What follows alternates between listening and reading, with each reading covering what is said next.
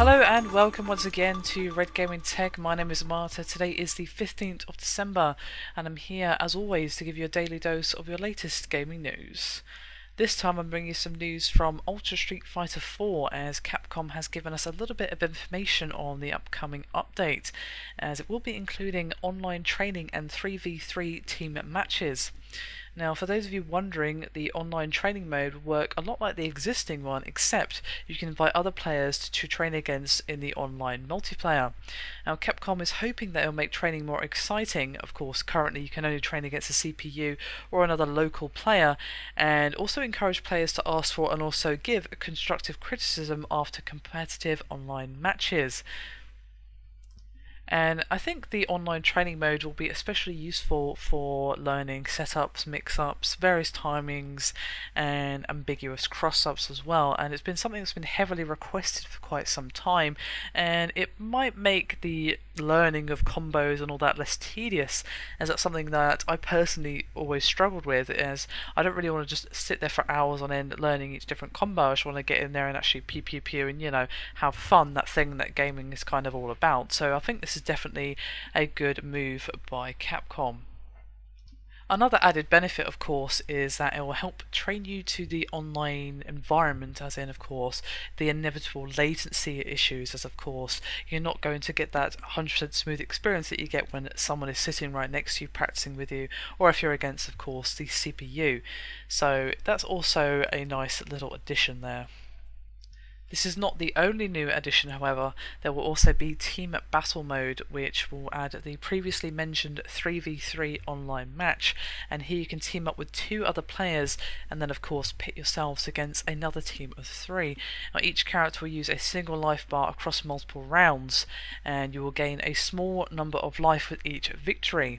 Now, they have released a new trailer which will run through the new modes, which of course I will link in the description for your perusal. Now, as well as all this, Ultra Street Fighter 4 will be rebalancing the existing characters and new mechanics, which will include the new red focus attack. You trigger this by pressing the medium punch and medium kick and any other button at the same time. Now, unlike standard focus, this will absorb multiple hits, so it will be useful for getting out of tough scrapes.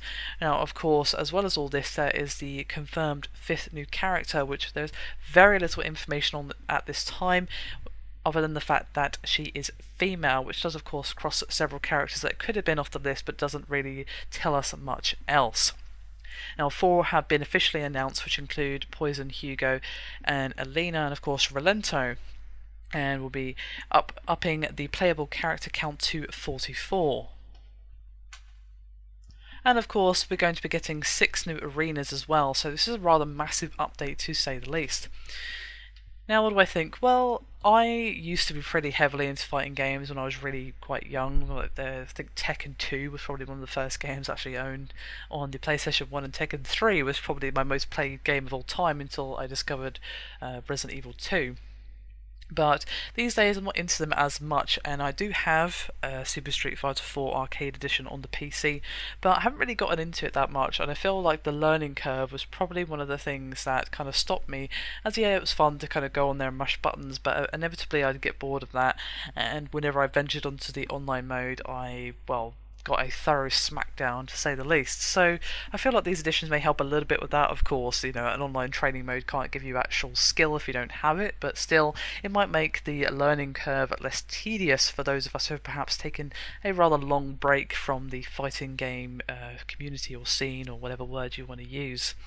Anyway, that is me done for this video. Hope you've enjoyed it. Thank you very much for watching, and I'll see you next time.